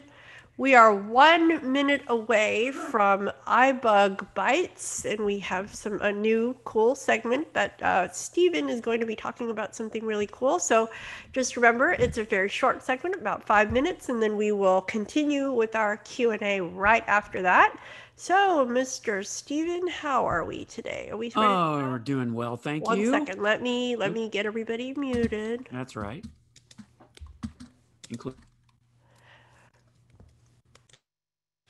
All right, so you can come back in, Stephen. There you go. I should be there. Yes, you are. All right. Doing well, and yes, when you say bites, yep, they are bites because they're very short. Won't take too much time. Very simple. You know, I've only just recently started playing with this, and like I guess a few months ago, and I've kind of had this in the background ready to demonstrate in case we ever needed to. So when we started doing these bites, I thought, it'd be a perfect thing to do for my first time doing this, I guess, as a facilitator. So we have talked a little bit about when you're in an app, there is nothing more frustrating for me than I'm scrolling along and I'm identifying, the buttons and the icons and whatever. And then I come across something, or actually a whole group of them, and all they say is button, button, button, button. Yeah, I can tell it's a button, but what in the world kind of button is it? So thankfully, there is at least a partial fix to this problem. And I say partial, I guess maybe I should say temporary. There is a way that you can label buttons with your own custom label so that you'll at least know what it is when you come across it. Now, I say temporary because it only works for a period of time until the app gets updated, and then there is that possibility that it will go away or it will change, and then you'll have to do it again. So that is something to keep in mind. If you're looking to label buttons, it's not necessarily permanent. I don't know if it's that way across the board, but I have noticed on some apps, as soon as you update the iOS, or sometimes mainly if it's the app updating, it will change those buttons. But, a partial fix is better than no fix at all. And I'm going to demonstrate how to do that. It is very simple. I am in my Amazon Music app because I did some exploring and some of my apps go, okay, which ones have some buttons that I would like to label? And Amazon Music is one of them. I am currently in the Amazon app now, and I'm on the Find tab. I clicked on the Find tab, and I'm going to just move around a little bit. Sandhya, tell me if this level is a good level for how loud it is here. Button. Explore. Perfect. Button. Explore. Okay, so yeah. Okay, there's Explore, but now I'm going to come across several of these. Button, button, button, button, button, button. Podcasts. There's like 6 of them here. So let's label a couple. What I usually do, I'm going to go back here. Button, explore. All right, that first button, I'm going to double tap on that. I'm going to see if it will give me some indication of what it is. Back button. Button. Genre. DJ mode. Okay, it says DJ mode. Hosted listening experience. DJ mode serves up the songs you love and new releases with stories from artists, commentary from music insiders, and trivia from Alexa that deepens your connection to the music. Let me slow down my speech. I Speaking rate. did forget to do that. 55%. Let's do that. Headings. Okay. So yeah, it's apparently something called DJ mode. So I'm going to assume that's what that means. So I am going to go back. 9:03 p.m. Back button. Back button. Activity feed. More options. Button. Okay. So I'm going to label this DJ mode. What I'm going to do is I'm going to do a two-finger double tap and hold. So a two-finger double tap and hold, and this is what should happen. Alert. Okay, so you heard that little wonk, wonk, wonk sound. It's going to bring up a little pop-up, and it's going to put you in a text field. Label text field. Label element. Yeah, it says label element. Then if I swipe to the right. Text field is editing. Label. Insertion point at start. Okay, so it's already, basically, it's put me in the edit field. I can label this whatever I want. So I'm going to use dictation here. Dictate. Button. DJ mode. Inserted DJ mode. Okay.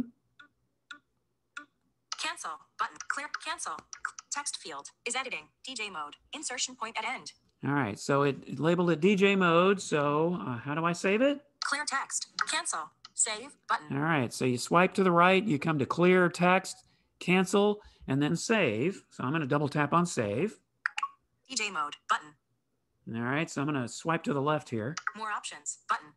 And then swipe to the right, go back to that button and see if it labeled it. DJ mode. Button. It sure did. All right, so now that button says DJ mode, and it'll be there until it changes somehow.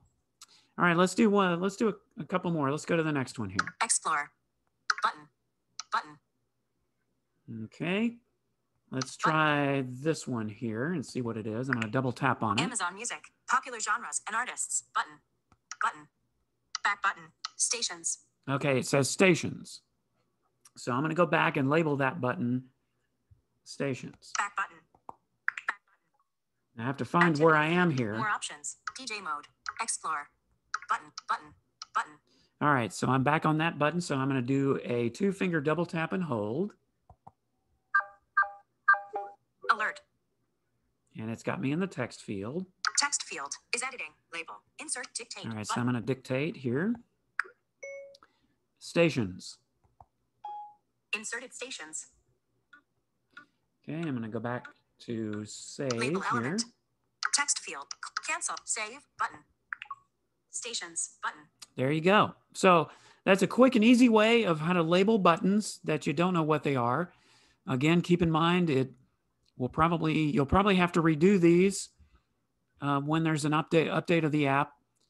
But at least, until maybe they can fix this and start labeling buttons better in some ways, it's a temporary fix. So, Sandhya, if you want to go ahead and unmute everyone, we can take questions if there are any. All right, that was pretty cool. Yes, I've always heard that button. It's so frustrating, and I love the little sound. What was that sound again, Stephen? Womp, womp, womp. Oh, you're... Yeah. They may have been in a higher pitched voice than what I did, but yeah, it's something okay, like that. Very good. I'm glad we have that on recording. All right, Yeah. Anybody have a question for Stephen about how to label buttons? This is Nancy. Go Go ahead, Nancy. Sorry. I just want to add to hopefully this won't confuse anyone, but you can also use that to label your photos. It's really cool. You can do exactly the same thing. You find the photo and use Seeing AI to tell you what it is, and you can use that same double tap and hold. And you can label your pictures. It's really awesome. So thank you for showing us with the buttons too. Yeah, that actually, it sounds like that is actually faster than, I know we did a photo labeling thing where you have to kind of go into the photo and kind of find that there's a edit field to label. So yeah, that would be a faster way to do it. Just select the photo or highlight it and then do that. Right. This is Sandhya. I know if David's still on, he can clarify, because I think the difference is if you as far as sharing pictures, if we're blind and we labeled the picture or something, that label will only be for you. So if you send that to somebody, they're not going to see it. So I think that's one difference, but David might recall if there are other differences. But yeah, there are two different ways, and they each accomplish basically the same thing, but one might. This is Sri. Go ahead, Sri. Yeah, I was just going to say, this is something that I checked with Apple, and they don't recommend renaming photos with the label element. They said it's better to just go into the photo and just name it going into the photo. Because label element is basically kind of like what Stephen was doing. It's there at a particular spot, and then when the spot changes, that label element may not be there. So I'd use that with caution if you're going to do it on the photos. Right. I think it's called add caption, I think, to be specific. Yeah, that's the one we were talking about that we talked about. Mm-hmm. Okay, well. This is Sri. Go ahead, Sri. There's captions, and you can label the picture too. There's two places you can do that.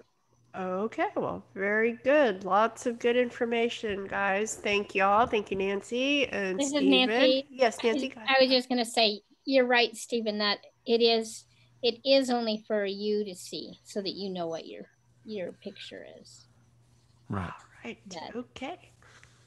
This is Sri. I've got a question for Stephen. Yes, sir.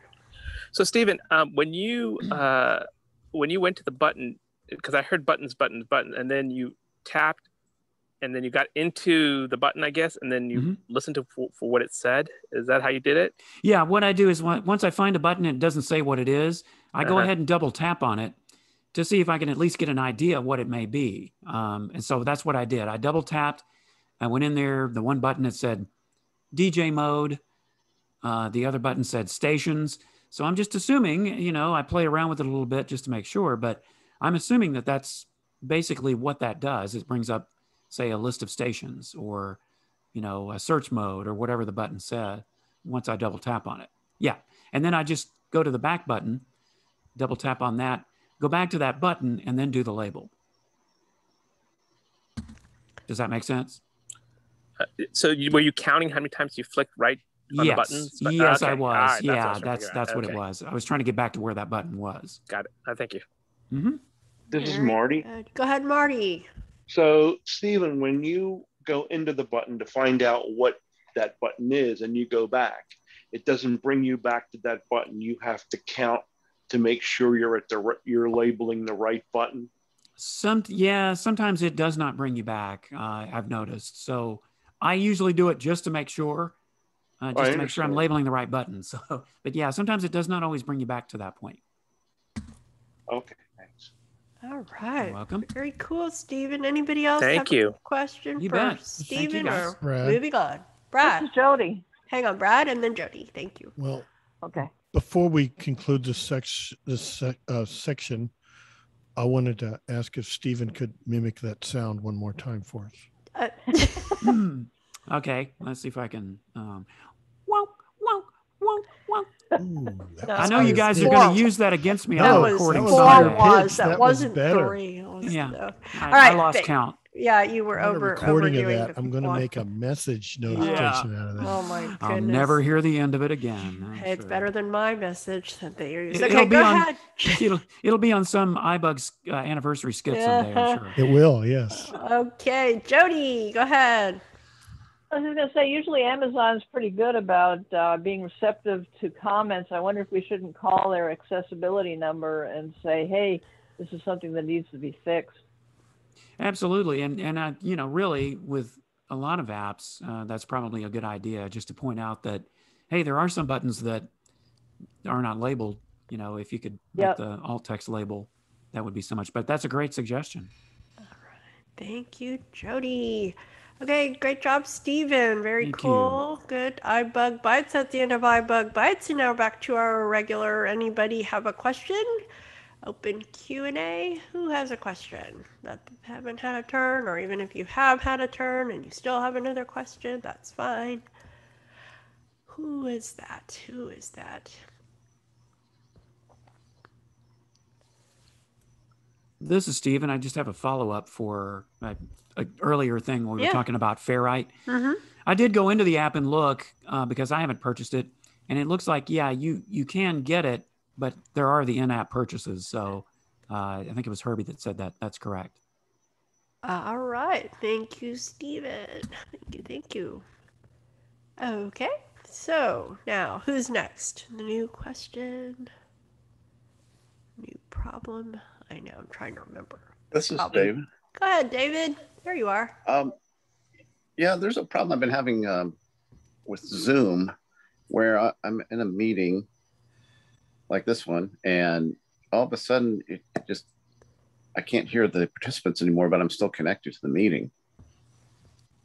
I don't know if there's some kind of toggle I'm doing accidentally with my gestures, or because it's not like I'm muting myself, it's muting everybody, so I can't hear them. Huh. Okay. Brad. It's happened a couple, not all in this meeting, but it happened this weekend, also another meeting I was on, and I had to disconnect and come back in. Okay, Brad may have a suggestion. Yeah, go ahead, Brad. Well, now that he said he disconnects and comes back in, I don't know. I was going to say beware that if your hand gets anywhere near the earpiece, which is where the proximity sensor is located, you will Zoom, your iPhone will pick that up, and since it thinks Zoom is a call, like a phone call, it will kill your sound out of the speaker, and it gets real quiet out of the. Now I am on an iPad. I don't know if the iPad. I don't know. It's not the same thing. But what are you doing just before this happens? Well, this last time I was listening to the movie Minutia, and I was actually going to ring in with the right answer. That may have been your iPad saving you. No, I knew it was from unnecessary duress. Hey, he was trying to participate, and then you got kicked out. No, I had the. In all seriousness, go ahead. I'm sorry. Yeah, I knew I had the right answer, and I was trying to get in, and I guess I was trying to unmute myself, and then all of a sudden, I couldn't hear anybody, but I could still see the people talking, you know, and say so-and-so is talking. So, you know, that still came through. And so I missed out on the. And you have the mute buttons in the lower left, well, the top center of your screen. Near the top center, slightly to the right. Yeah, I've been using that. Well, I've been using that double tap gesture, you know, to unmute and mute. I don't know if that's somehow triggering something. No. I might try not using that and see if I would. Problem goes away. I'm not big on that one. I find the button and double tap on it. Yeah, so that could be a little glitch in the that I will have to say I don't use Zoom on my iPad like maybe I did years ago, but I haven't in a long time. This is Marty. Okay. Yeah, let Marty go ahead. Yeah, Marty. Yeah, Marty. You know, Dave, a suggestion. I don't know if you're doing that, but if you use a headset, whether Bluetooth or wired, you wouldn't have to worry about bumping that because Brad is right about that proximity sensor. And you wouldn't have a problem with that if you used a headset. All right. Thank you, Marty. Go ahead. iPad, Yeah, it's on an iPad. I don't think an iPad has a proximity sensor. I don't think so. No. Steven.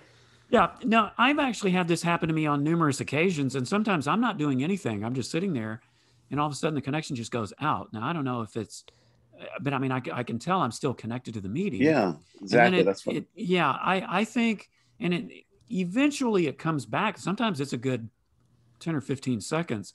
I mean, I'm kind of wondering, just because I have internet trouble here sometimes, if it's just the internet connection that pops out and then comes back in.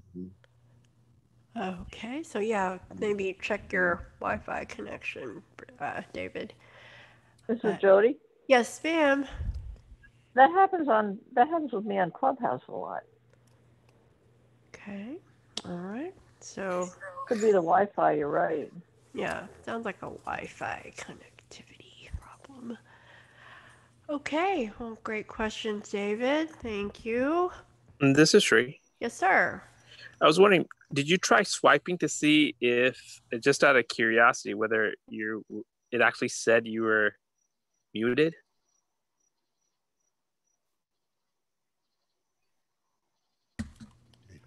David? My microphone is muted, but I don't think there's a way to mute the actual sound on Zoom, is there? Like to keep connected, but have everything, you can't hear the people talking, but you're still connected in the meeting, but you're like, This is Sandhya. I think there is a way to do that. Like you want to not hear them anymore, but you don't want to know that you are not wanting to, like you're still there, but they don't know that you can't hear them. You don't want to be rude because you don't really want to be there. But I forgot how I got there, but yes, there is a way to do that. So, but I don't know how you could inadvertently do that. I think there's a little bit of work involved. Anybody else want to chime in on that? This is Nancy. Okay, Nancy. Oh, Nancy, we are not hearing you. Uh-oh. Okay, there we go. No, Okay. I shut off voiceover really quick. Okay. Okay, I just have to make a quick comment. Sandhya, are you telling us that you play hooky sometimes? Oh yeah, some meetings. Not our meetings, but other people's meetings. Okay. All right. So David, we don't know what's going on. You'll have to try it out with some of the suggestions. This is Jake. Okay, go ahead, Jake.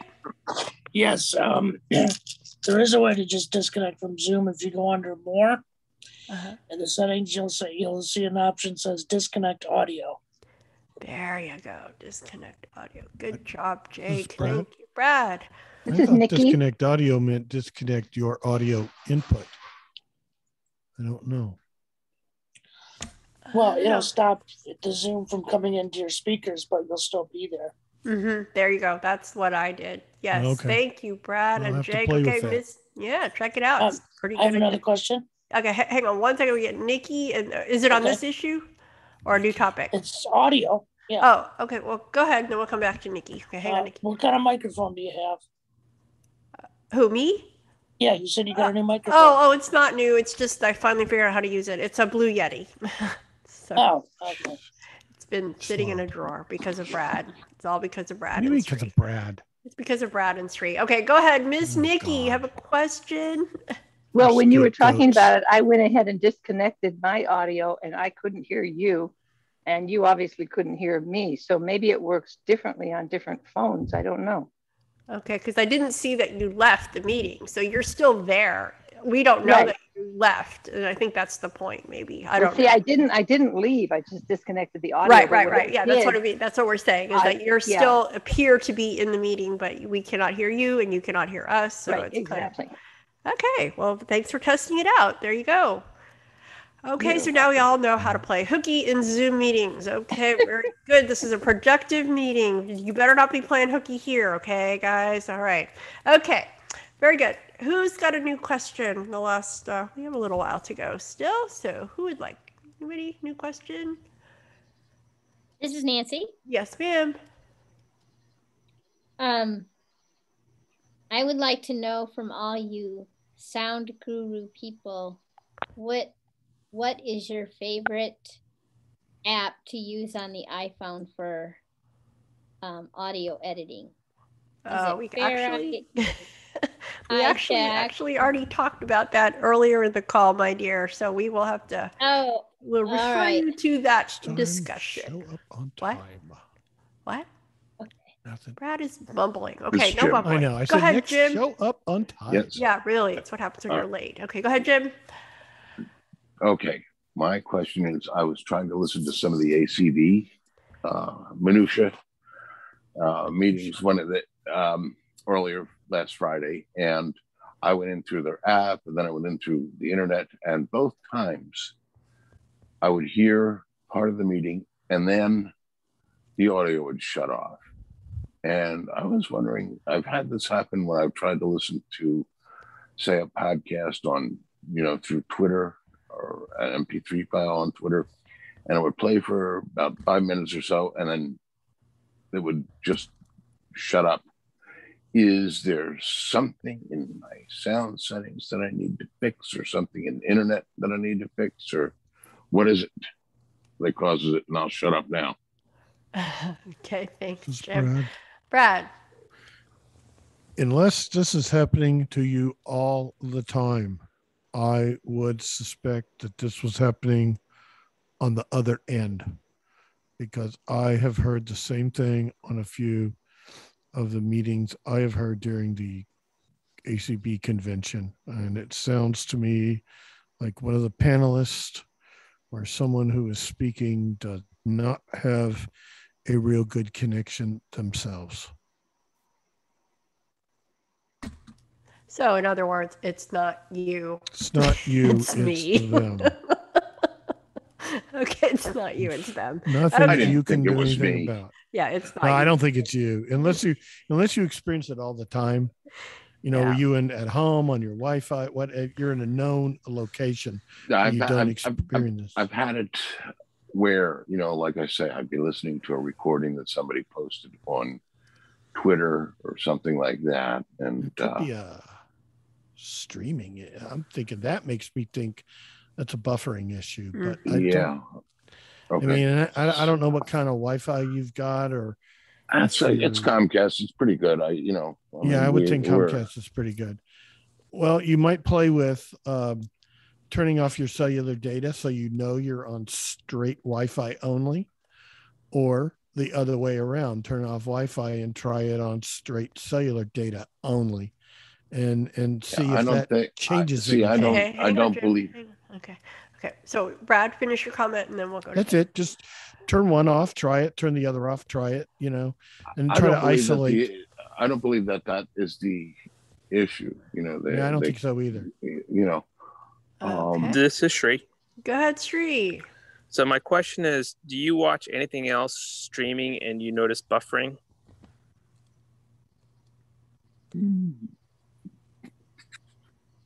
Yeah.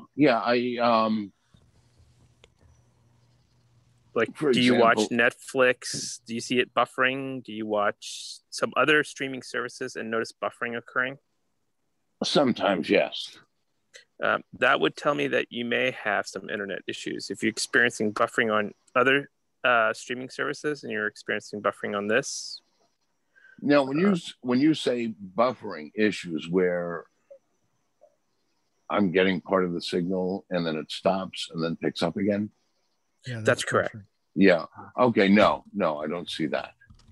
Okay. If you don't get that, then I would say it's probably at the other end. If you're experiencing on your end also, then I would say you may have some spotty internet. Okay. Well, that Nikki has a question. Okay, go ahead. Okay, I'll drop out. Okay. Sorry, Jim, were you done? I'm sorry. Okay. Yes, they can go ahead. Thank you, Jim. Okay, go ahead, Nikki. Okay, speaking of buffering, I gave up cable a long time ago, and I have Hulu, but I also have Netflix. Now, when I'm on Netflix, I never have a problem buffering, but when I'm on Hulu, it seems that all the time. I mean, I don't get to watch TV that much, but Hulu it buffers all the time, and it interrupts whatever I'm watching, and it gets really frustrating. But it's the same Wi-Fi, and it can be the same time of day, and I have no idea what's going on. Okay, real quick, anybody have a suggestion for Nikki? Brad. Brad. It tells me that it's on the other end. Yeah. I know that Netflix is a paid service. Are you paying for Hulu? Yes, I am, and I'm paying for it without commercials, which is not that much. It's like $10 a month. Okay, well, they're both pay, but it just still tells me if one doesn't and the other doesn't. Mm-hmm. Same Wi-Fi, same location, same everything. The only different variable is the service you're connecting to. So, well, I'll try to get in touch with them and see what they say. Sure okay, thank you very much. This is Sri. All right, Sri. Just keep in mind that these things all come in different hops to your house. So one might go one direction to wherever Hulu is, and the other one might be going in some other direction to Netflix. So this is how you can figure out, like the example you gave is a really good way to figure out is it locally or is it away? It's if something works and something doesn't work, most likely it's not yours issue. Okay, thank you very much. This is Stephen. Oh, go ahead, Stephen. Yeah, you might also keep in mind too that a lot of these apps and services like Netflix and Hulu and so forth, I haven't played with Hulu, but I know Netflix does. They have different video settings.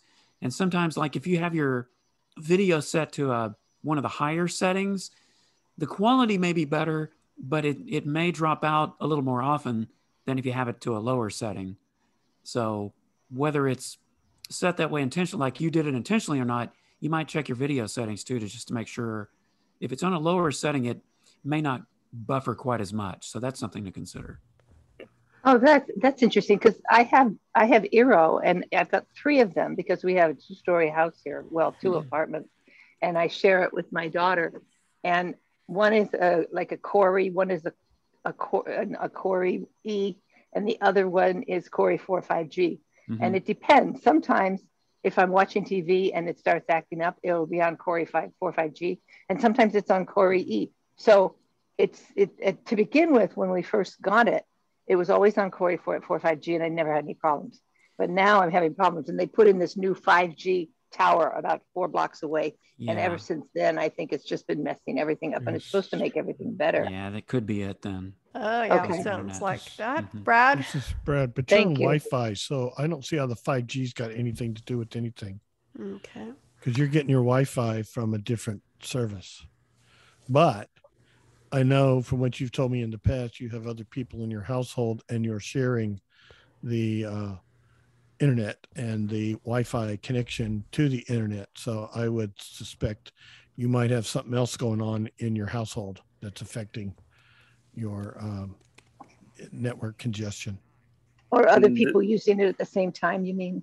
That's what I mean. Yeah, your daughter and son-in-law and their family downstairs are sharing your internet and your Wi-Fi. Right. All right, guys, we are okay. One more comment, Sri. We gotta wind it up. This is Jody. Jody, go ahead. I just want to make a quick comment to everybody. Tomorrow at 6:30 Central Time, George Bezos in Blue Origin rocket's going to take off. Oh yes, that's right. Okay, anybody to miss it? Yep.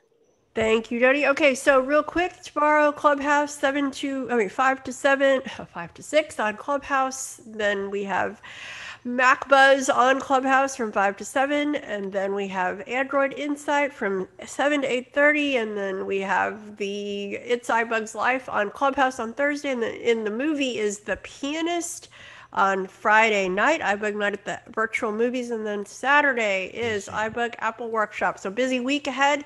Thank you so much, Stephen, for You're all welcome. tonight, and we Do welcome. that sound one more time, Stephen. Oh. Wonk, wonk, wonk. Oh, no, not quite, not quite. Okay, guys, good night to y'all. Good night. Good night, Stay y'all. well. Thank Be you. safe. Bye. Thank you. Bye-bye. Thank you. Thank you, guys. Bye bye.